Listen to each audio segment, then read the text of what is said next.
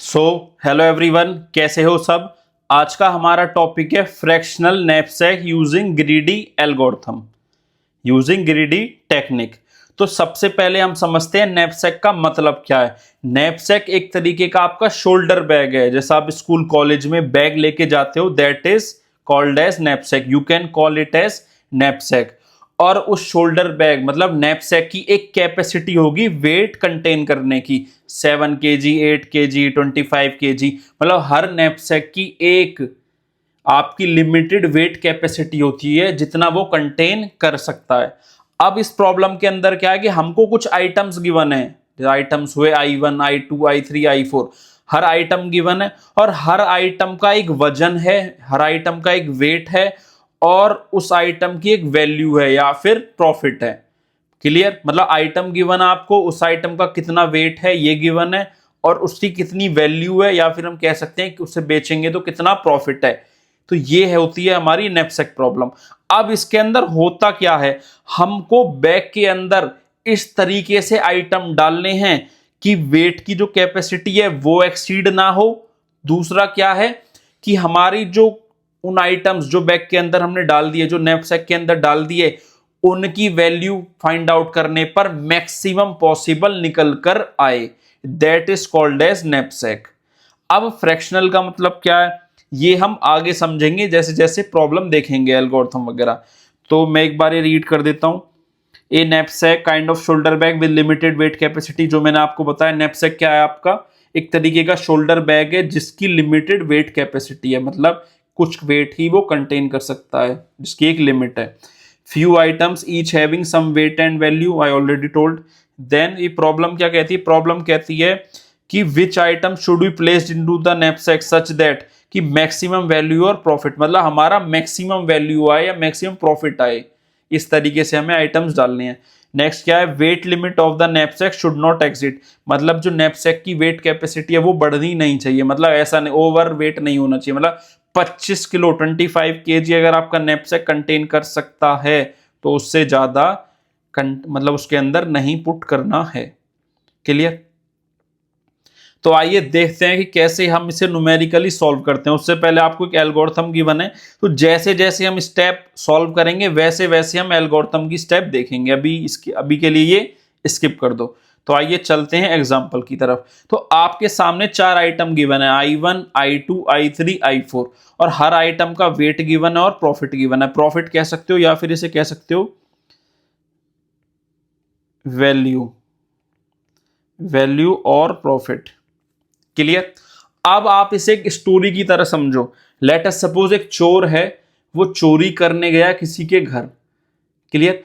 अब उसने जो बैग ले रखा है उस बैग की एक क्वांटिटी है, लेट अस सपोज उस बैग की क्वांटिटी है, मैं लिख देता हूं यहां पर 24 kg उस बैग की क्वांटिटी है।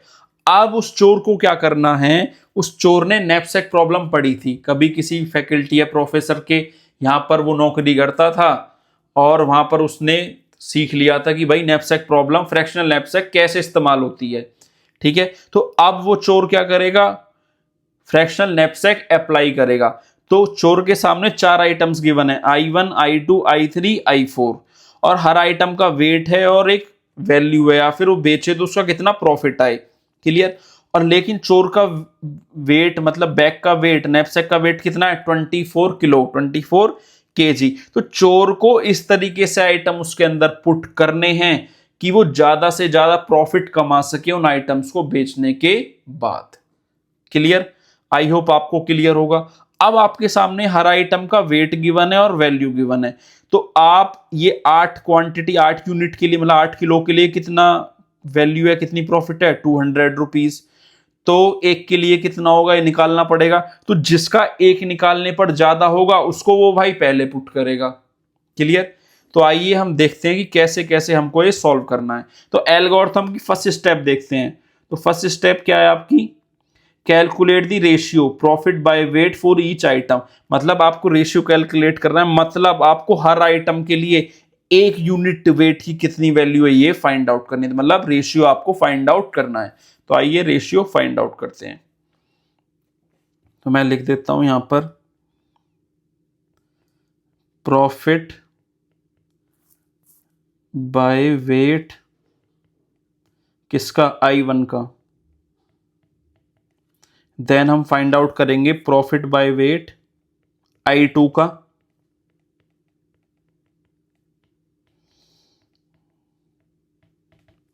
देन हम कैलकुलेट करेंगे प्रॉफिट बाय वेट I3 का। Then profit by weight I4 का। तो that is your first step कि आपको हर रेशियो कैलकुलेट करना है, that is profit by weight for every item. तो I1 का क्या है 200/8, कलर चेंज कर लेता हूं,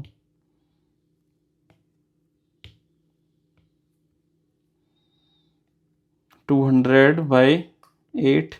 नेक्स्ट इसका आएगा 50/3, 220/12, 190/5।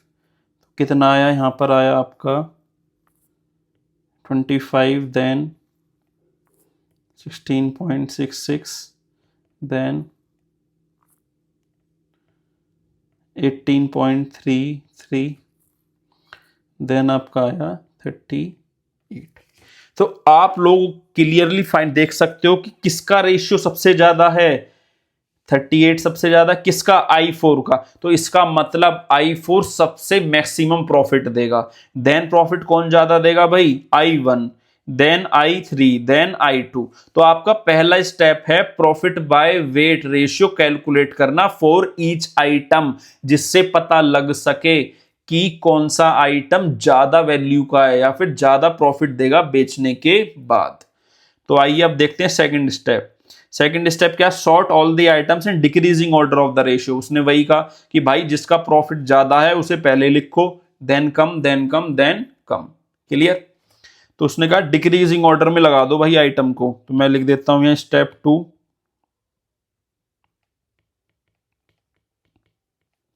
सबसे ज्यादा प्रॉफिट किसका है आपका, ratio I4, then I1, then I3, I2। तो मैं लिख देता हूं यहां पर I4, देन आपका है I3, देन I1, देन आपका है I3, देन है आपका I2। क्लियर। अब आप क्या लिख दो इनके वेट प्रॉफिट। तो इसका वेट था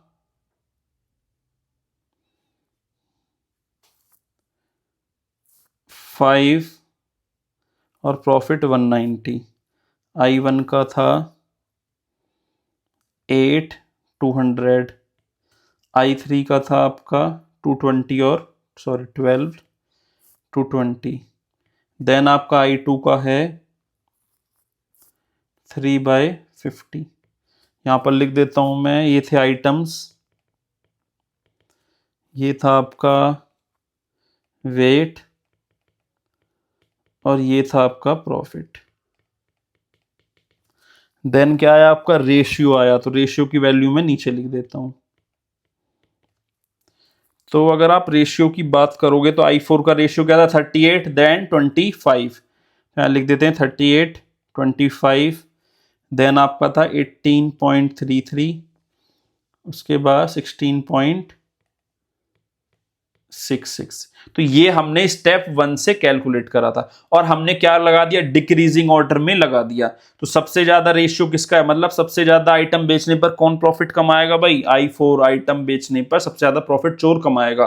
तो मैंने इस सीरीज में लगा दिया, डिक्रीजिंग ऑर्डर में लगा दिया, किसके, रेशियो के डिक्रीजिंग ऑर्डर में। आई होप इतना क्लियर होगा। तो आइए अब देखते हैं नेक्स्ट स्टेप में क्या करना है।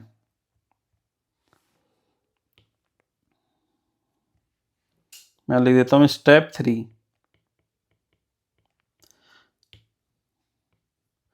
अब देखते हैं चोर के पास जो बैग है, ये मैं लिख देता हूं यहां पर, चोर के पास है ये बैग, इसे बोलते हैं नैपसैक। और वेट कितना है इसका, वेट है आपको गिवन 24। क्लियर।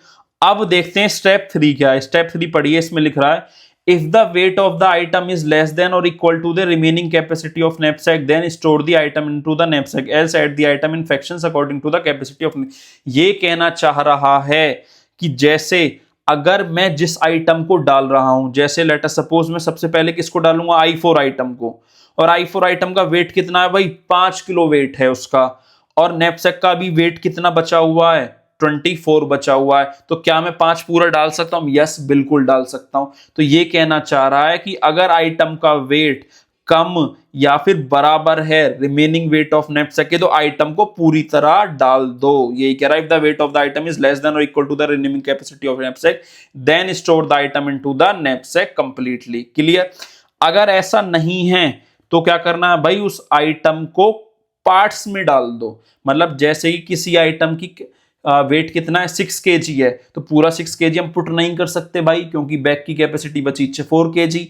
तो ऐसे केसेस में उस आइटम को 4 किलो डाल दो। क्लियर? तो ये स्टेप 3 का मतलब, आइए हम देखते हैं एग्जांपल के थ्रू, तो आपको ज्यादा क्लियर होगा। ठीक है, तो अब सबसे पहले देखते हैं हमारा पहला आइटम क्या है। सबसे ज्यादा रेशियो किसका था, 38 था। किसका? I4 का। और मैं यहां पर लिख देता हूं रिमेनिंग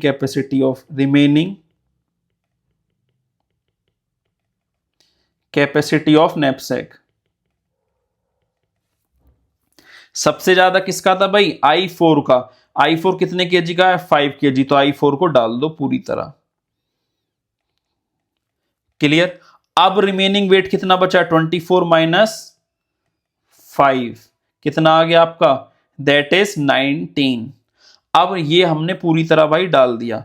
नेक्स्ट क्या है आपका, I1। वेट की कैपेसिटी कितनी बची हुई है, 19 केजी, और इसकी वेट कैपेसिटी कितनी है, 8। तो पूरी तरह इसे पुट कर दो। तो क्या आ गया, I1 कितना वेट, 8 वेट। क्लियर? तो अब कैपेसिटी कितनी बच गई, 19 माइनस 8, दैट इज 7। ये भी पूरी तरह डल गया। नेक्स्ट क्या है आपका, I3। Clear? Sorry, 19 minus 8 that is 11। Next क्या है आपका, I3 की वेट कितना है, 12 केजी, बट हमारी बैग की कैपेसिटी कितनी बची है भाई, 11 केजी। क्या मैं पूरा डाल सकता हूं 12 केजी? बिल्कुल भी नहीं डाल सकता। तो ये जो वैल्यू गिवन है, किसकी गिवन है, 1 केजी की गिवन है। किसकी, 1 केजी, या फिर लिख सकते हो 1 यूनिट की आपकी ये वैल्यू गिवन है। तो बट आपको पूरी वैल्यू नहीं, मतलब पूरा पुट नहीं करना 12 केजी। कितना पुट करना है आपको, 11 केजी। तो वो आप कैलकुलेट कर लोगे। तो I3 ऑफ 11 यूनिट वेट, तो आपका कितना आ गया, एक का वेट कितना है, 18.33। तो 18.33 इंटू आपका आ गया 11। क्लियर? तो आप जो I3 है कितने वेट का डालोगे, I3 डालोगे आप 11 वेट का। ये है फ्रैक्शनल का मतलब, जो मैंने बोला था ना स्टार्टिंग में, fractional knapsack. This is the meaning of fractional knapsack, कि आप जितना क्वांटिटी बची है उतने हिसाब से डाल दो। भाई 12 किलो है ही नहीं बैग की कैपेसिटी, तो आप कैसे डाल सकते हो भाई 12 किलो? तो आप 11 केजी डाल दो उस आइटम को। क्लियर? तो आई होप इतना आप सबको क्लियर होगा। अब बैग की कैपेसिटी क्या बच गई, 11 माइनस 11 दैट इज 0। तो बैग क्या हो गया, फुल हो गया।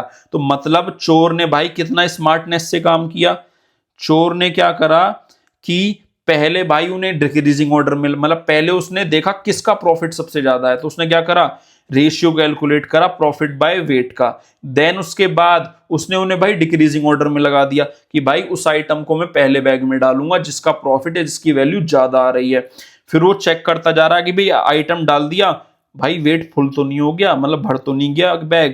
तो I4 डाला, उसने देखा भाई वेट नहीं भरा क्योंकि 19 केजी अभी भी बचा हुआ है। देन I1 डाल दिया, पूरा डाला भाई 8 केजी, फिर भी क्या वेट कितना, 11 केजी बचा। अब वो I3 आइटम डालने आया, भाई 12 यूनिट का बचा हुआ है, लेकिन बैग की कैपेसिटी कितनी है, सिर्फ 11। तो उसने कहा कि भाई मैं 11 ही डाल दूंगा ना, 1 किलो छोड़ देता हूं मालिक के लिए। तो उसने 11 डाल दिया। क्लियर? अब चोर कैलकुलेट करेगा भाई प्रॉफिट कितना आएगा। तो लिख देते हैं प्रॉफिट, टोटल प्रॉफिट या फिर और वैल्यू। तो आप देखोगे I4 पूरी तरह डला है, तो कितना है उसकी वैल्यू, 190। क्या आ गया, 190 प्लस, देन आपका I1 पूरी तरह डला है, दैट इज 200 प्लस, उसके बाद आपका जो i3 आइटम है वो 12 यूनिट नहीं डला, वो कितने यूनिट डला है, 11 यूनिट डला है। तो 12 यूनिट की वैल्यू कितनी है आपकी 220, तो एक की कितनी हो जाएगी 220/12, या फिर जो हमने निकाली थी 18.33। और ये एक की है, और कितने यूनिट गिरा वो, मतलब कितने किलो डाला हमने बैग के अंदर, 11 kg। तो मैंने यहां पर क्या लिख दिया, इंटू 11। ये आ गया आपका 190 प्लस 200 प्लस, ये एक बार कैलकुलेट कर लेता हूं मैं रफ में,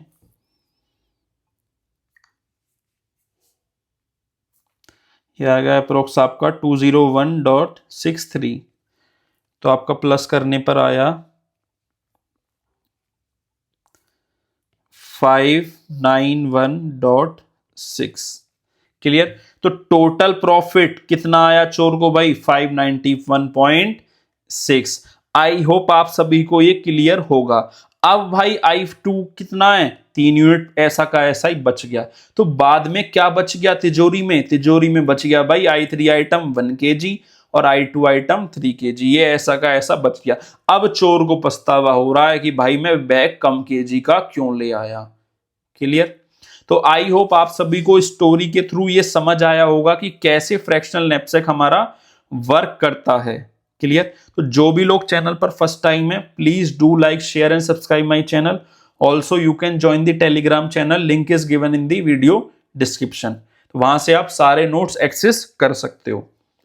अब इसकी बात आती है सूडो कोड की। हमने एल्गोरिथम देख ली, न्यूमेरिकली समझ लिया, क्वेश्चन भी हम सॉल्व कर लेंगे, बट बात आती है सूडो कोड की। देन किसकी आती है, टाइम कॉम्प्लेक्सिटी की। तो वीडियो बड़ी ना बने, इसलिए हम उसे देखेंगे नेक्स्ट पार्ट में। तो पार्ट 2 जो मैं वीडियो अपलोड करूंगा वो आपको इसी वीडियो के डिस्क्रिप्शन में लिंक मिल जाएगी, वहां से आप पार्ट 2 देख सकते हैं। तो उसके अंदर हम क्या देखेंगे, सूडो कोड और time complexity and space complexity. तो ये हम डिस्कस करेंगे नेक्स्ट वीडियो में, और नेक्स्ट वीडियो की लिंक आपके वीडियो के डिस्क्रिप्शन में गिवन है, तो वहां से जाकर आप पार्ट 2 देख सकते हैं। आई होप आप सभी को समझ आया होगा फ्रैक्शनल नैपसैक, और प्लीज कमेंट करके जरूर बताइएगा कि आपको समझ आया या फिर नहीं आया, और स्टोरी के थ्रू आपको ये स्टोरी कैसी लगी। तो मिलते हैं नेक्स्ट वीडियो में। Till then bye bye.